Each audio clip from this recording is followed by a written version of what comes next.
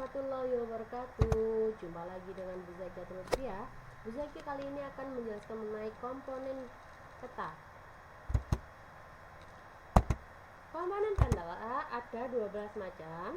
Yang pertama judul, kedua mata angin, ketiga skala, keempat simbol, kelima legenda, keenam warna, ketujuh garis astronomi, kedelapan garis tepi, kesembilan sumber, 10 tahun pembuatan, 11 insert, dan 12 tipe huruf. Judul peta. Seseorang jika ingin membaca pasti akan membaca judulnya terlebih dahulu. Nah, di sini untuk judul peta ada dua peletakannya. Yang pertama di bagian tengah atas, yang kedua di bagian bawah peta. Untuk ukuran judul disesuaikan dengan besaran sebuah peta dan dituliskan dengan huruf kapital tegak.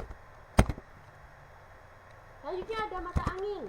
Mata angin harus dicantumkan dalam peta untuk mengetahui sebuah arah, utara, selatan, barat, dan timur. Nah, ini macam-macam dari para mata angin, gambaran dari mata angin ya. Selanjutnya ada skala. Skala adalah suatu komponen yang sangat penting dalam pembuatan peta karena fungsinya untuk menunjukkan perbandingan antara jarak sebenarnya dan juga jarak pada peta itu sendiri. Macam-macam dari skala itu ada 3 macam. Yang pertama ada skala angka yang dituliskan dengan angka atau numerik.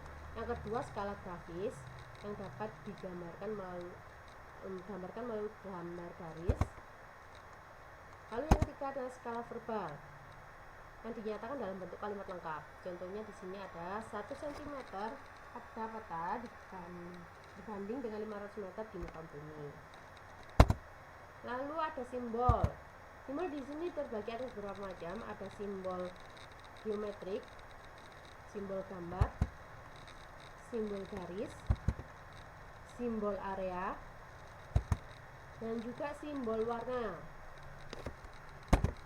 Legenda adalah bagian dari peta yang menerangkan tentang arti simbol-simbol yang digunakan pada peta sehingga mempermudah dalam memahami isi peta itu sendiri. Nah, berikut ada contoh dari legenda.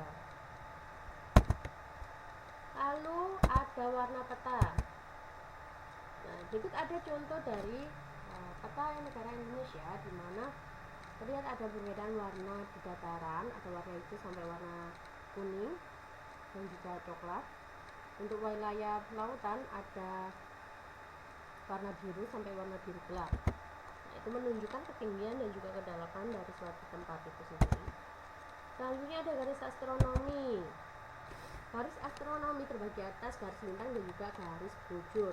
Garis bujur itu secara vertikal seperti ini, garis titik merah ini.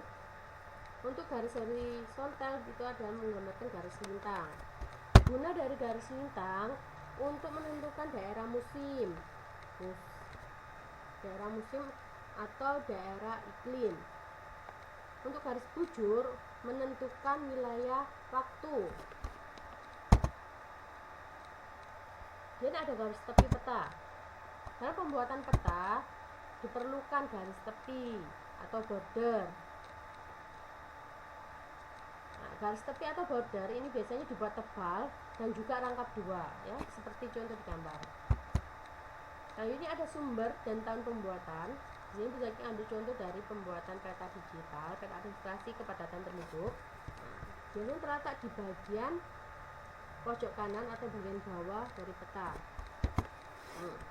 Ini ada sumbernya dari Kitab Bukit Bandung 2003. Nah, tahun pembuatannya yaitu Januari 2007. Itu. Lalu ada insert peta.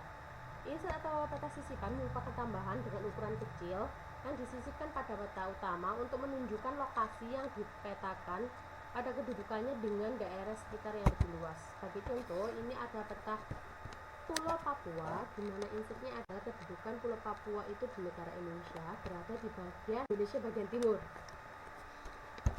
Selanjutnya ada tipe huruf peta. Ada 4 macam. Di sini untuk penulisan nama ibu kota, terus negara, benua, dan pegunungan dituliskan dengan huruf kapital tegak. Contohnya adalah Indonesia. Yang kedua nama samudra, teluk yang luas, laut, dan juga selat yang luas harus dituliskan dengan huruf kapital miring. Contohnya ada Samudra Pasifik. Lalu yang ketiga ada nama-nama kota kecil dan juga gunung harus dituliskan dengan huruf kecil tegak. Awalan nama kota dan gunung harus dituliskan dengan huruf besar. Sebagai contoh adalah Gunung Arjuna, di mana depannya huruf besar. Lalu ada nama-nama sungai, danau, selat, dan teluk yang sempit dituliskan dengan huruf kecil miring. Contohnya Bengawan Solo. Nah, ini ada contoh gambarnya. Untuk wilayah ibu kota dituliskan dengan kapital tegak. Untuk kota-kota kecil dituliskan dengan huruf kecil tegak, di mana bagian awalnya dituliskan dengan huruf besar. Untuk nama sungai dituliskan dengan huruf kecil miring. Ini adalah contoh penampakan dari komponen dari peta. Ada judul peta, legenda, insert, garis tepi, garis astronomi, skala garis, skala angka, terus kemudian mata angin atau petunjuk arah, terus ada simbol-simbol dalam peta itu sendiri. Oke, sekian dari penjelasan Zaki, semoga bermanfaat. Sampai jumpa lagi. Assalamualaikum warahmatullahi wabarakatuh.